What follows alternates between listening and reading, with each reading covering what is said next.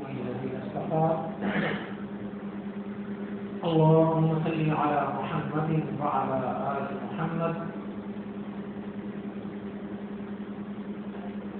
قال الله تبارك وتعالى في كلامه المجيد أعوذ بالله من الشيطان الرجيم فإنها لا تعمى الأبصار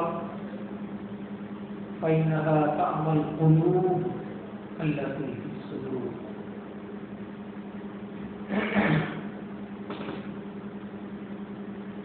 ارشاد باری تعالیٰ ہے کہ لوگوں یہ بات یاد رکھو کہ آنکھیں اندھی نہیں ہوتی بلکہ وہ دل اندھے ہوتے ہیں جو انسان کے سینے میں ہوتا ہے. آنکھوں سے اندھا انسان دل کی راستے پر چل سکتا ہے لیکن جو دل کا اندھا ہو جائے اس کو راستہ سجھائی نہیں دیتا.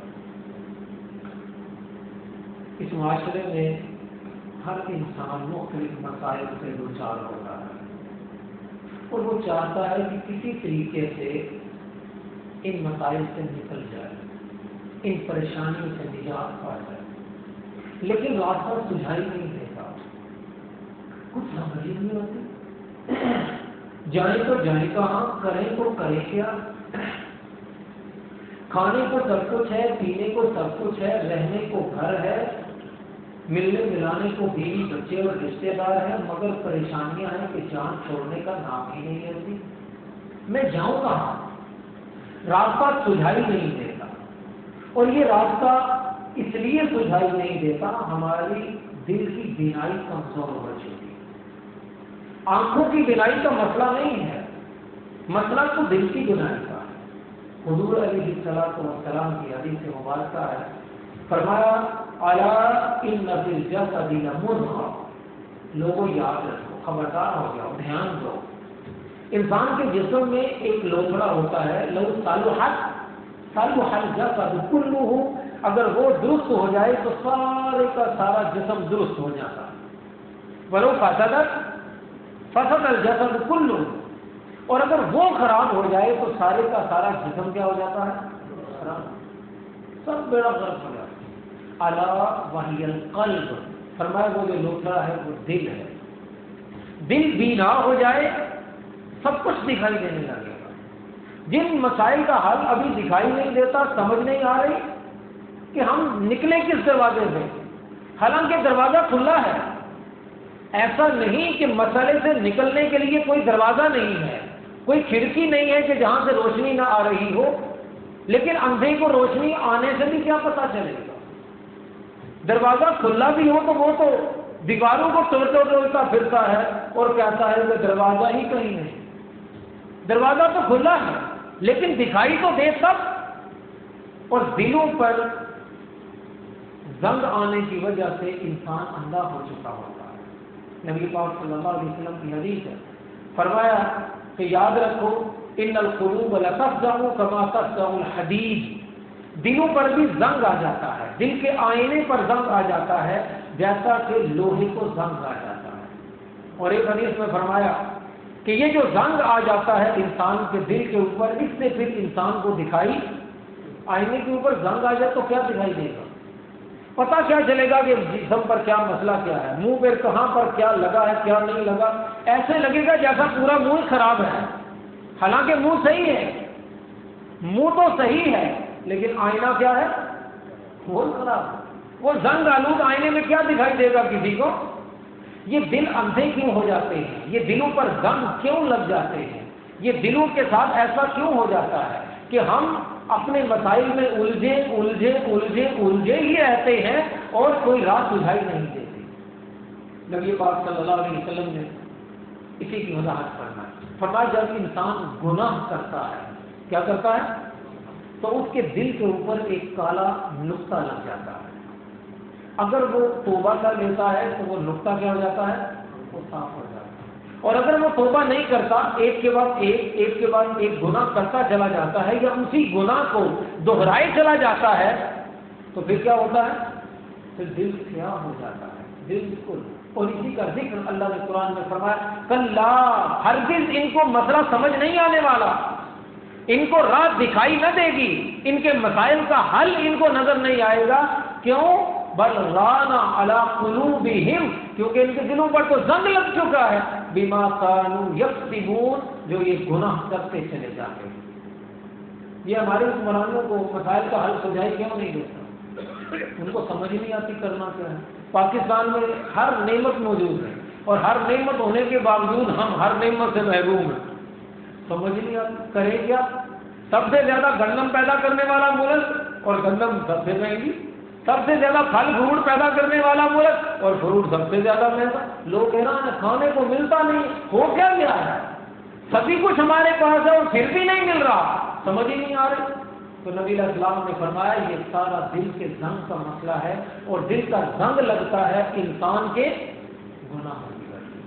ہم لوگوں نے کبھی اس طرف دھیان نہیں دیا، ہم لوگ اس طرف دھیان نہیں دیتے کہ ہمارے مسائل، ہماری پریشانیاں، ہمارے دکھ، اس کی اصل وجہ ہمارے گناہ ہیں. گناہ انسان کو اندھا کر دیتے ہیں، پھر اس کو سجھائی نہیں دیتا جانا کہاں ہے اور کرنا کیا ہے. اور جب انسان گناہوں سے پاک ہونا شروع ہو جاتا ہے پھر اس کو روشنی ملتی ہے کس کی طرف سے؟ پھر اللہ کی طرف سے. اللہ نور السماوات والارض، یہ زمین و آسمان کا نور اور روشنی ساری کی ساری کس کی ہے؟ اللہ کی. اور گناہ انسان کو اللہ سے دور کرتے ہیں، آپ کو اندھیرے میں لے کر چلے جاتے ہیں. جیسے جیسے انسان گناہوں سے دور ہوتا ہے تو اس کے لیے مسائل حل ہونا شروع ہو جاتے ہیں. اور یہ بھی میں اپنی طرف سے نہیں کہا، نبی صلی اللہ علیہ وسلم کی حدیث ہے، فرمایا من لازم الاستغفار، جو بندہ اللہ سے بخشش مانگنے کو اپنے اوپر لازم کر لیتا ہے، اللہ سے کہتا ہے یا اللہ میں گنہگار، یا اللہ مجھے معاف کر دے، یا اللہ میں ہی گنہگار. ہمارے یہاں ایک سب سے بڑا مسئلہ یہ ہے کہ کہیں پر بھی کوئی خرابی پیدا ہو جائے ہم اس کا الزام کس کو دیتے ہیں؟ دوسروں. میاں بیوی کی لڑائی ہو جائے تو میاں کہے گا قصور کس کا ہے؟ بیوی کا. اور بیوی کہے گی کس کا ہے؟ خاوند کا. اولاد اور ماں باپ میں ہو جائے ماں باپ کہیں گے اولاد کا قصور ہے، اولاد کہے گی ماں باپ کا قصور ہے. رشتہ داروں سے مسئلہ بن جائے وہ کہتے ہیں رشتہ داروں کا قصور ہے. حکمرانوں سے مسئلہ بن جائے وہ کہتے ہیں حکمرانوں کا قصور ہے. حکمران کہتے ہیں کس کا قصور ہے؟ وہ کہتے ہیں عوام کا قصور. ہماری عوام نہیں ایسی، ہم کیا کر سکتے ہیں؟ ہماری عوام ہی 2 نمبر ہے. ہر بندہ دوسرے پر ڈالتا ہے. اور جبکہ یہی تو وجہ ہے اصل ہمارے گناہوں کے بڑھ جانے کی، ہمارے دلوں پر زنگ لگ جانے کی. جب بھی کہیں پر مسئلہ پیدا ہو جائے تو دوسروں پر دھیان نہ دیں. کس پر دھیان دیں؟ اپنے آپ پر دھیان. میں ہی غلط ہوں. شوہر اور بیوی کی لڑائی ہو تو بیوی غلط نہیں، کون غلط ہے؟ شوہر. میں شوہر ہوں نا، میں غلط ہوں. میں ڈھونڈوں کہ میں کہاں غلط ہوں. جس دن ہم نے دوسروں پر فوکس کرنے کی بجائے، دوسروں پر دھیان دینے کی بجائے کس پر دھیان دینا شروع کر دیا؟ اپنے آپ پر، مسائل حل ہونا شروع ہو جائے. کیونکہ معافی تو میں کبھی مانگوں. اچھا ایک عجیب بات، ایک طرف تو ہم کہتے ہیں قصور سارا دوسروں کا ہے اور پھر ہم کہتے ہیں استغفار کرو. استغفار کس چیز کا کرو؟ بھائی معافی کس چیز کی مانگنی؟ ارے معافی تو تب مانگی جاتی جب آپ خود کو سب سے پہلے کیا کریں؟ گنہگار تسلیم تو کریں. ہم تو خود کو گنہگار تسلیم کرنے کو تیار نہیں، کوئی بھی تیار نہیں. وہ بڑا مشکل کام ہے. جبکہ حدیث کے اندر تھا ان العبد اذا اعترف ثم تاب تاب اللہ علیہ، بندہ سب سے پہلے جو کام کرے وہ اپنے گناہ کا اعتراف کرے کہ یا اللہ میں ہوں. سیدھی بات ہے، میں ہوں تو ہوں، مجھے پتا ہے میں کہاں کہاں پر ہوں گنہگار. میں خود غور کرتا ہوں میں نے کہاں کہاں گناہ کیا اور کیا کیا گناہ کیا. ان العبد اذا اعترف، بندہ جب اپنے گناہ کا اعتراف کرتا ہے ثم تاب، پھر اللہ سے معافی مانگتا ہے، تاب اللہ علیہ، تو اللہ تعالیٰ اس کے گناہوں کو صاف فرما دیتے ہیں. گناہ کے صاف ہونے کا مطلب یہ ہے کہ انسان کا دل کیا ہو گیا؟ صاف. دل کا آئینہ صاف ہو تو کیا ہوگا؟ فرمایا من لزم الاستغفار، جس نے استغفار کو، اللہ سے معافی مانگنے کو، بخشش کو لازم کر لیا، جعل اللہ لہ من کل ضیق مخرجا، سب سے پہلا انعام جو ملتا ہے اللہ تنگیوں سے، پریشانیوں سے نکلنے کا راستہ بنا دیتے. بندہ پریشان ہے، سمجھ نہیں آ رہی، تو میں کہہ رہا ہوں کہ اپنے گناہوں کو یاد کر کے ان سے اللہ سے معافی مانگے. دل کا آئینہ صاف ہوگا، دکھائی دینا شروع ہو جائے گا، دروازہ کھلے گا. بلکہ یہ نہیں کھلے گا نہیں، کھلا ہوا تو ہے، دکھائی دینے لگے گا. یہاں سے نکلنا ہے، ایسے نکلنا ہے، روشنی آنا شروع ہو جائے گی، آنکھوں سے آگے سے پردے ہٹنا شروع ہو جائیں گے.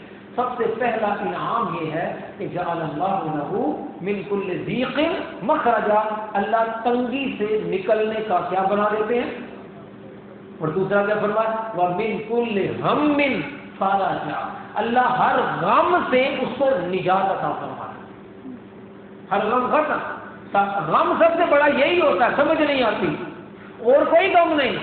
اگر مجھے پتہ چل جائے نا میرے مسئلے کا حل کیا ہے تو فکر کیا ہو گئی، ختم ہوگی. یہی تو فکر ہے سب سے بڑی. میں نکلوں تو کیسے نکلوں، جب پتہ چل گیا ایسے نکلنا تو بات ختم ہوگی، غم چھٹ گیا، فکر ختم ہو گئی. سب سے بڑا مسئلہ یہ ہے بیماری پتہ تو چلے، بیماری پتہ چلے گی تو پھر اس کا کیا ہو جائے گا، پھر حل بھی ہو جائے. گھبرانے کی بات نہیں، ہمیں تو بیماری کا ہی پتہ نہیں چلتا بیماری ہے کیا. سو لگے ہوئے کوئی پیناڈول دیے جا رہا ہے، کوئی ڈکلوران کے ٹیکے لگوا رہا ہے، وہ سمجھ نہیں آ رہی بیماری ہے کیا.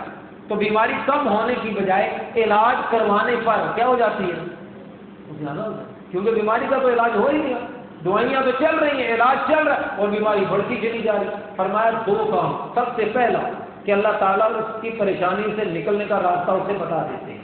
دوسرے نمبر پر اس کا غم، اس کی فکر کو اللہ دور فرما دیتے ہیں. اور تیسرا فرمایا وَيَرْزُقْهُ مِنْ حَيْثُ لَا يَحْتَسِبُ، اللہ اس کو وہاں سے رزق دیتے ہیں جہاں سے اس کے وہم و گمان سے بھی نہیں ہوتا. اور بندے گناہ کرتے کہ وہ پتہ کس کے لیے کرتے، یہ روٹی روزی کے لیے. روٹی روزی کے لیے رب سے دور ہو جاتے. فرمایا روٹی روزی کے لیے رب سے دور نہ ہو جاؤ، تم رب کے قریب ہو جاؤ، اللہ تعالیٰ تمہیں روزی دیتا رہے. ارے وہ جانوروں کو دے رہا ہے تو تمہیں کیوں نہیں دے گا؟ ارے کتوں کو دے رہا ہے، تم تو انسان، پھر تمہیں کس چیز کی گھبراہٹ ہے، پریشانی کس چیز کی؟ ارے بلیوں کو دے رہا ہے، چوہوں کو دے رہا ہے، خنزیر کو دے رہا ہے. ارے اتنا جو پلید جانور ہے اللہ اس کو روزی دے رہا ہے، اور تم پریشان ہو گے میں روزی کہاں سے آئے گی، کیا بنے گا. میں اس پریشان ہونے کی بات نہیں. تم اپنے گناہوں سے قائم ہو جاؤ، اللہ کے سامنے گڑ گڑاؤ، اللہ سے معافی مانگو، اللہ کے سامنے روو، اللہ تمہارے سارے مسائل کو خود کیا کرے گا، حل فرمائے گا. تو میرے بھائیوں، یہ رمضان کا مہینہ ہے، یہ دلوں کے زنگوں کو دور کرنے کا مہینہ، یہ دلوں کو صاف کرنے کا مہینہ ہے، اپنی بینائی کو، اپنی روشنی کو واپس لانے کا مہینہ ہے. اللہ ہماری اصلاح فرمائے. السلام علیکم ورحمۃ اللہ وبرکاتہ.